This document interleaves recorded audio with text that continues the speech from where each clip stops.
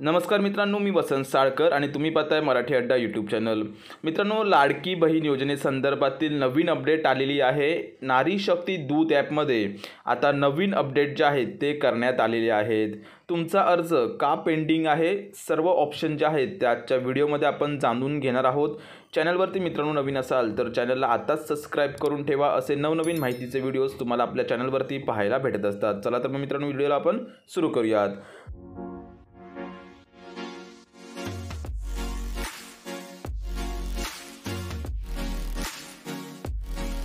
तर मित्रांनो, सर्वात आधी तुम्हाला तुमच्या प्ले स्टोअरमध्ये यायचं आहे। प्ले स्टोअरमध्ये आल्यानंतर तुम्हाला इथे नारी शक्ती दूत ॲप असं टाईप करून सर्च करायचं आहे।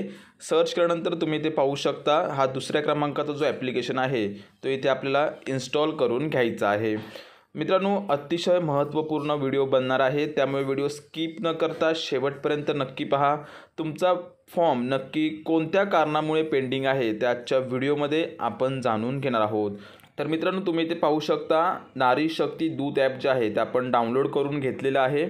डाउनलोड झाल्यानंतर तुम्ही इथे पाहू शकता अशा प्रकारचा काहीसा इंटरफेस तुमच्यासमोर ओपन होईल। तुम्हाला जर मित्रांनो माझी लाडकी बहीण या योजनेसाठी अर्ज करायचा असेल तर तुम्ही इथे पहिल्या क्रमांकाला पाहू शकता, मुख्यमंत्री माझी लाडकी बहीण योजना, इथे क्लिक करून तुम्ही अर्ज करू शकता। आता नवीन जे काही ऑप्शन्स आलेले आहेत ते आपण जाणून घेणार आहोत। त्यासाठी केलेले अर्ज या पर्यायावरती तुम्हाला इथे क्लिक करायचं आहे।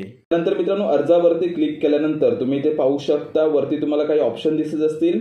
सुरुवातीला SMS व्हेरिफिकेशन डन अशा प्रकारचा एक ऑप्शन आहे, म्हणजेच तुमचं SMS व्हेरिफिकेशन जे आहे ते पूर्ण झालेलं आहे। त्यानंतर खाली पाहू शकता, मुख्यमंत्री माझी लाडकी बहीण योजना इन पेंडिंग टू सबमिटेड, याचा अर्थ नक्की काय आहे तो आजच्या व्हिडिओमध्ये जाणून घेणार आहोत। आणि हे बाजूला आय बटन दिलेले आहे, त्यामध्ये काय काय माहिती आहे ते आजच्या व्हिडिओमध्ये आपण सविस्तर जाणून घेणार आहोत। त्या अगोदर तुम्ही इथे पाहू शकता एडिट फॉर्म अशा प्रकारचा एक ऑप्शन तुम्हाला इथे पाहायला भेटत असेल।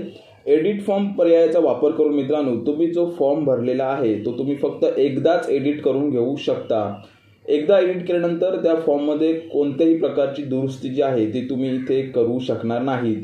तर अतिशय महत्त्वाचा असा हा मुद्दा आहे। आता हे आय बटन जे आहे ते ॲप्लिकेशन अपडेट केल्यानंतर नवीन ऑप्शन जे आहे ते इथे तुम्हाला पाहायला भेटत असेल। तर आय बटनावरती मित्रांनो क्लिक केल्यानंतर तुम्ही इथे पाहू शकता, इन्फॉर्मेशनमध्ये पेंडिंग टू सबमिटेड म्हणजेच नक्की काय ते आपण जाणून घेऊयात। तुमचा जो फॉर्म आहे तो तुम्ही फॉर्म भरलेला आहे, परंतु अद्याप रिव्ह्यू सबमिट केलेले नाही। म्हणजेच मित्रांनो, अंतिम सबमिशनसाठी हे अद्याप प्रलंबित स्थितीत आहे। याचाच अर्थ मित्रांनो, तुम्ही जो फॉर्म भरलेला आहे त्या फॉर्मचं अंतिम सबमिशन जे आहे ते अद्याप झालेलं नाही आहे। संबंधित अधिकाऱ्यांकडून किंवा संबंधित समित्यांकडून तुमचा फॉर्म जो आहे तो व्यवस्थित चेक केल्यानंतर तुमचा फॉर्म जो आहे तो अप्रूव्ह केला जाणार आहे। आणि जोपर्यंत तुमचा फॉर्म अप्रूव्ह केला जाणार नाही तोपर्यंत तुम्हाला पेंडिंग टू सबमिटेड अशा प्रकारचा स्टेटस जो आहे तो पाहायला भेटणार आहे। त्यानंतर तुमचा फॉर्मचा स्टेटस जो आहे तो तुम्हाला अप्रूव्ड अशा प्रकारचा पाहायला भेटणार आहे।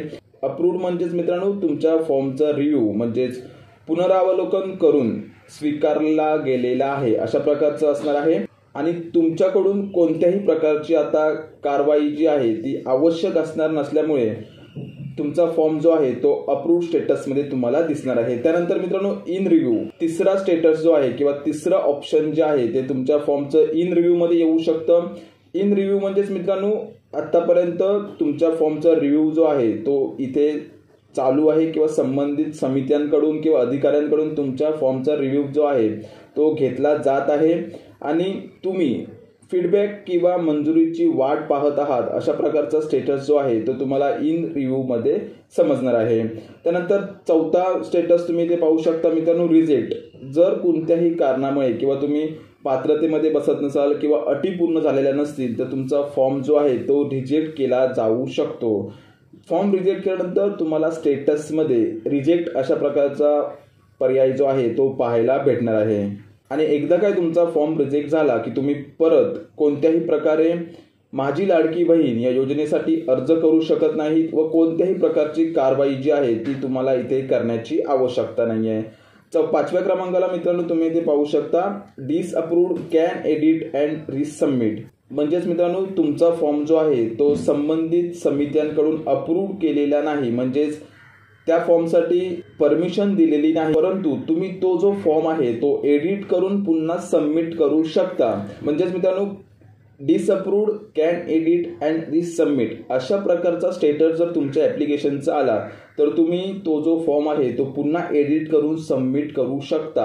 अशा प्रकारची माहिती जी आहे ती इथे देण्यात आलेली आहे. तर मित्रांनो, अतिशय महत्त्वपूर्ण अशी माहिती आहे. अधिक माहितीसाठी खाली मी डिस्क्रिप्शन बॉक्समध्ये आमच्या टेलिग्राम चॅनलची लिंक देत आहे. तुम्ही टेलिग्राम चॅनलला जॉईन करू शकता. तुमच्या मनातील काही प्रश्न असतील तर तुम्ही आम्हाला टेलिग्राम चॅनलवरती नक्कीच विचारू शकता. आशा करतो मित्रांनो, व्हिडिओमध्ये सांगितलेली माहिती तुम्हाला नक्कीच आवडली असेल. व्हिडिओ जर आवडला असेल तर जास्तीत जास्त मित्रांमध्ये शेअर करा, जेणेकरून त्यांना सुद्धा या माहितीचा फायदा होईल. धन्यवाद. पुन्हा भेटूया नवीन माहितीसह नवीन व्हिडिओमध्ये.